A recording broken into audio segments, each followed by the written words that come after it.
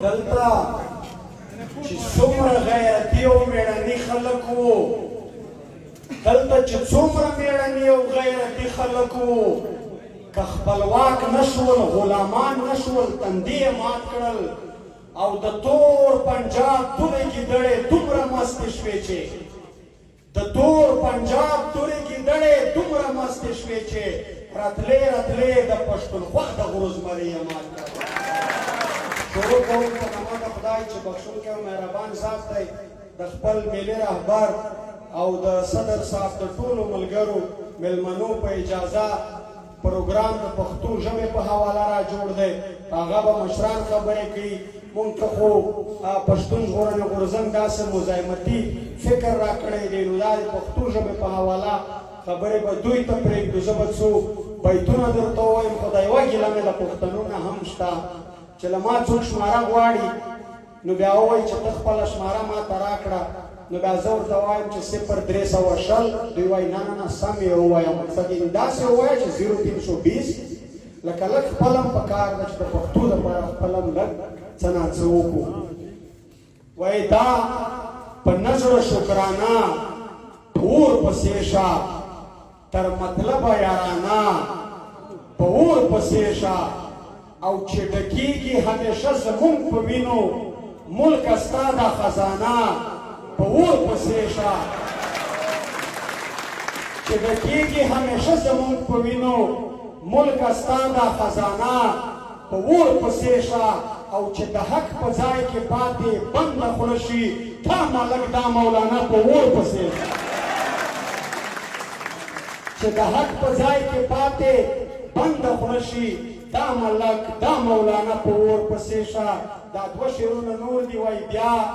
نو په سر د فلسطین کشمیر پیغور واخله، بیا نو په سر د فلسطین کشمیر پیغور واخله، پښتونه ته اول د خپلو وینو پور واخله. او بیا دې منمه چې تا روس او امریکا ماته ده، بیا دې منمه چې تا روس او امریکا مات کړي، افغانه نرشه یو ځل غچ خو د لاهور واخله. وای نه مونږ په آرام کېنو، نه ته د مسلې حل غواړې،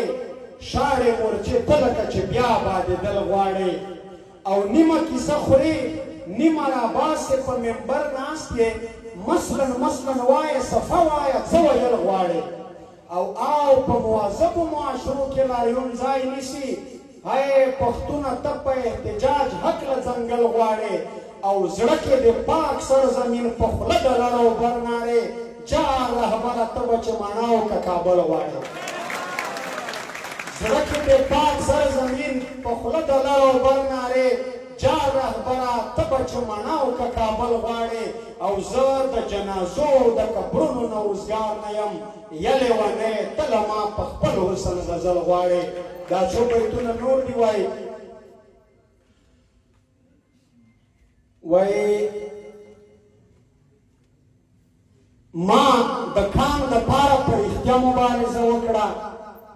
نن مې فاتحه وکړه، پرون مې جنازه وکړه، او خدای منم، رسول منم، افغان یم، مسلمان یم، بس وم سور کافر چې له مولانا مې ګیله وکړه.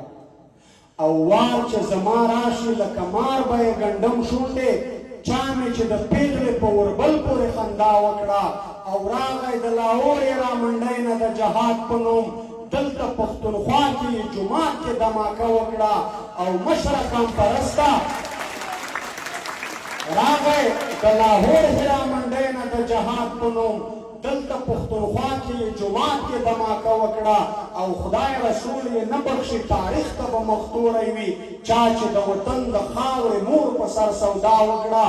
او مشره کام پرسته کشران ځکه تر تا مخکې شول، تا د کام د درد کیسه ژوله دوی ښکاره وکړه.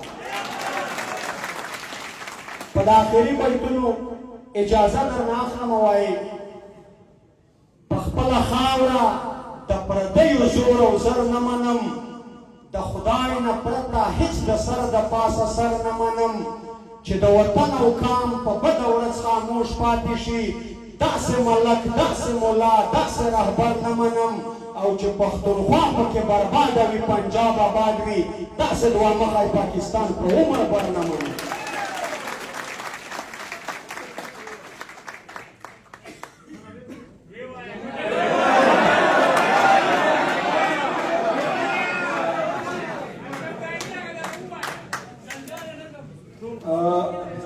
دا نظم ما په دې خاطر جوړ کړی و د ذات په بنیاد نه خو له شلو دېرشو کالو راهیسې چې هلته په دا پښتونخوا وطن کې بالخصوص په وزیرستان کې چې کوم ظلم جبر فوج په قید او په بند کې د خلکو سره کوي د هغې په حواله مې را جوړو چې هلته زموږ سره څه شوي ووایي راشه چې هیر دې شي د ظلم هر قانون پښتونه چې درنه هیر کړي آیا زید نمرود فرعون پښتونه په ما هم دغه جبر تیر دی نن پرون پښتونه مختصر واوره د فوجي زندان مضمون پښتونه دغه قید کله د عامه شان زندان په څېر و دغه زندان سم د ژوندو د قبرستان په څېر و یوه وړه غوندې کوټه وه د بکسې په رنګه زه پکې قید ومه د مړي د ډانچې په رنګه د دې کوټې به وینې دیوالونه مات وو له ډېر تنګون نه پرې قیدیانو خپل سرونه مات وو د دې کوټې پر دیوالو پورې مازغه شخ وو د انسانانو وینې زوې او ویشته شخ وو په دې کې تش پهای او هوی په عبادت بندیز وو په دعاګانو لمونځ او دس په تلاوت بندیز وو دومره ګرمي به وه چې سم به په خولو کې لوند وم خو خوله دومره لکه سم چې په اوبو کې لوند وم دغه وړه کوټه به ټوله له میژو ډکه وه ټوله له ماشو خشراتو تکلیفو ډکه وه بس لنډه دا چې دا له هر قسمه سختو ډکه وه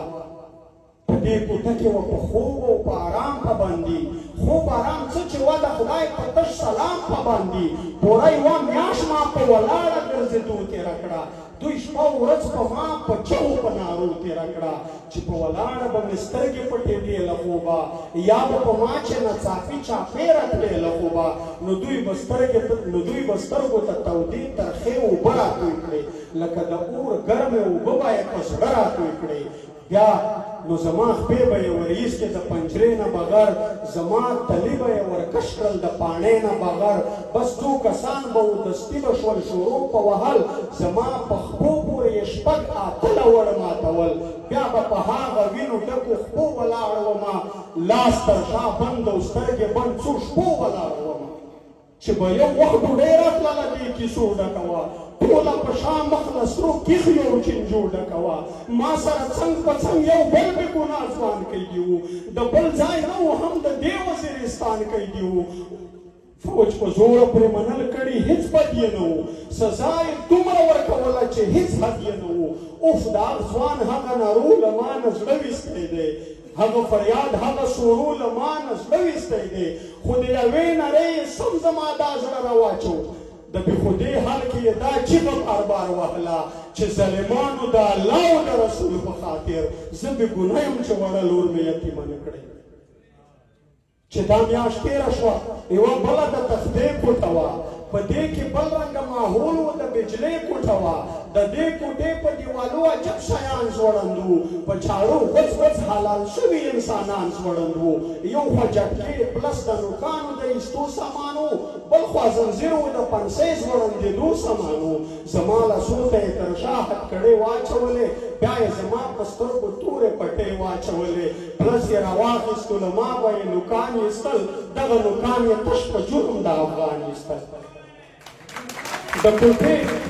د کوټې چته راځوړند و یو سپین دروند زنځیر و د وینو بوی ترې لړلی ټول په خون زنځیر و په دې زنځیر کې به زه نیمه شپه ځوړند وم لاس یو خوا خپې بل خوا سر بل خوا عجیبه ځوړند وم د مخ له خوا یې د کرنټونو په تارو وهلم شاته پر ملا یې په چیترو او ډنډو وهلم خو خدای ګواه دی ما په دې حال کې دا شعر ویلو چې زه عام وجود یم خاورې کېږم به فاني به شمه خو که په ننګ د وطن مړ شوم قیمتي به شمه او کامي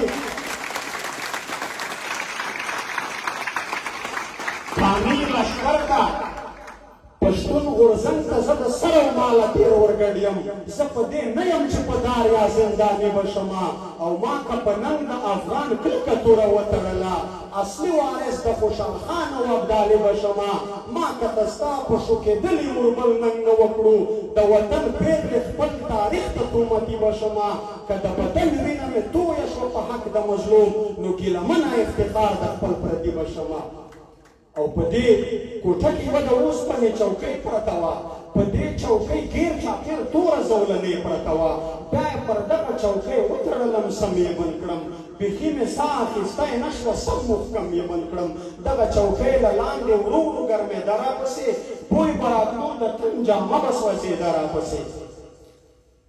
په دې کرسۍ یې لګول د برق په تار شاټونه د اور لمبې وې راکول به یې بار بار شاټونه ځینې سزاوې خو په خوله د یادېدو نه دي ځینې لمحې د یادېدو بیانېدو نه دي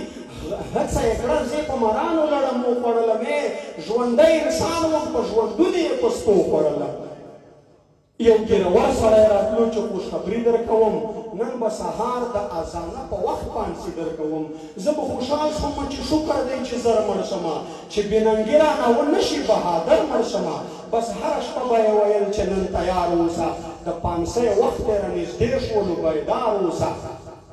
ما ته به مینه مور ماشومه لور رایاده شوله خو د وطن به هره پوره مور رایاده شوله ما ویل که مرم شکر په ننګ د مظلومانو مرمه زه د وطن په کونډو بورو یتیمانو مرمه بس هره شپه به د پنسۍ په انتظار تېرېده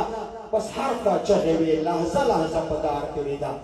چې به سهار شو په دیکو به یې روان کړمه زه ځم په چترو او ډنډو به یې روان کړمه زه لاس تر شا بند په زخمي خپو به یې روان کړمه زه د لږ مزله پس عجبه حادثه راغلله هر خوا قبرونه وو د مړو هدیره راغلله زما تر مخکې ډېر د کم عمر ځوانان ووژل په یو ساعت کې 4-5 کسان ووژل تیار یې جوړ و زه یې لاندې ژور کان ته کوز کړم زه ظالمانو په ژوندوني قبرستان ته کوز کړم پاس یې په غاړه په تړلي مخ کسان ولاړ وو په وینو رنګ د انسانانو کسبان ولاړ وو ځینې وې لاسو کې ګمټې ځینې بیلچې نیولې ځینې وې زما په سر ټوپکې تماچې نیولې ویل یې چې اوس وایه زمونږ کیسه منې و که نه آخري وارننګ دی دا خپل سر دې ساتې و که نه خو ما ورغبرګه کړه چې شابه سه انتظار کوئ زر زر مې ووژنئ د څه شي انتظار کوئ که ذره ذره ټوټه ټوټه نیم نیم شمه افغان پښتون یمه قسم دی که تسلیم شمه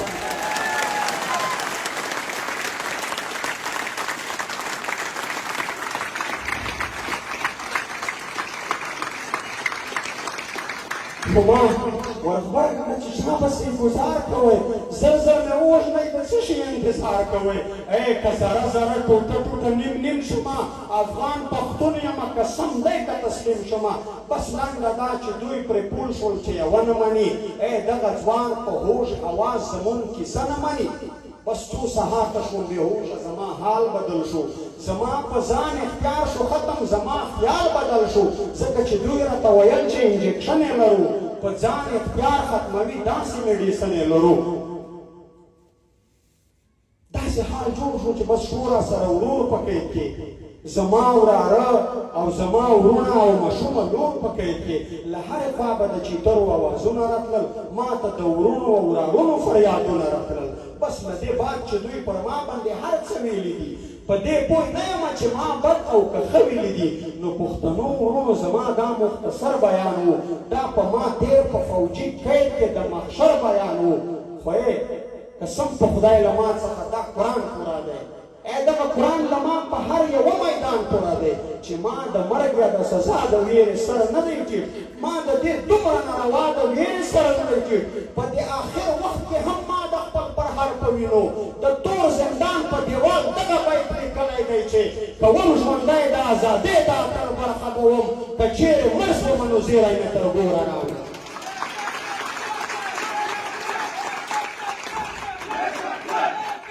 په دې آخر وخت کې هم ما د خپل پرهر په وینو د تور زندان پر دیوال دغه بیت لیکلی دی چې که وم ژوندی د ازادۍ د اتڼ برخه به یم که چېرې مړ ومه نو زیری مې تر ګوره راوړئ ځکه چې ما و خپل ولس ته دي بار بار ویلي دا مې په شعر او په ټپه کې دي په جار ویلي چې یا وطن او یا کفن دا مې شعار دی پښتانه راویښه ومه دا مې کار دی ما د حق په لار که پل دي په سر سترګو ګیله منه که زندان دی او کندهار دی له توجه مې ونیولې